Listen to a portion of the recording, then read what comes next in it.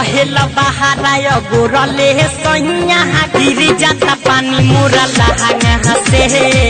रहेल बहाराय गोरले सैया गिर जाता पानी मोरा लहंगा से।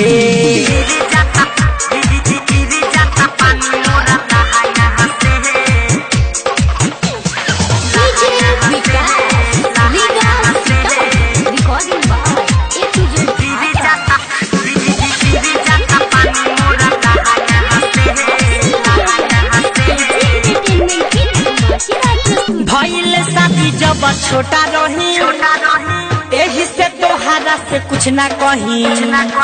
अब तो जवान भइनी देहिया सयाहन कइनी काहे ना बतिया के बुझता ए राजा। भइल शादी जब छोटा रही एही से तोहरा से कुछ ना कही।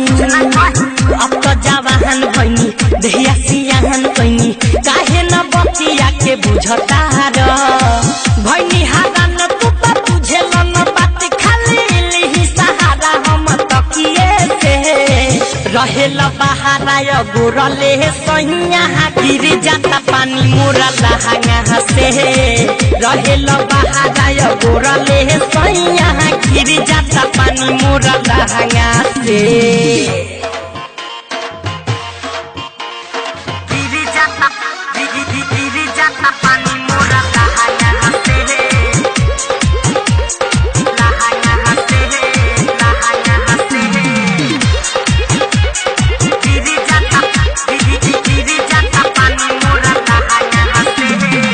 सखी के लड़का तू न खेलतावे देखी के दिल मोरा रोतावे।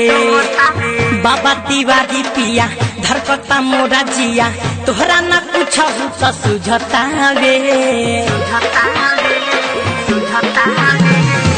सखी के लड़का तू न खेलतावे देखी के दिल मोरा रोतावे।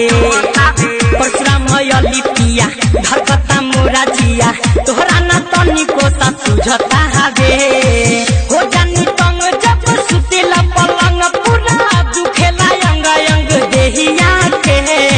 रहेल बहाराय गोरले सैया गिर जाता पानी मोरा लहंगा से। रहेल बहाराय गोरले सैया गिर जाता पानी मोरा लहंगा से। भई जवान तू तो बुझेल न बन नहीं बुझेल मनवा के भावना के। रहेल बहाराय गोरले सैया गिर जाता पानी मोरा लहंगा से। रहेल बहाराय गोरले सैया गिर जाता पानी मोरा लहंगा से।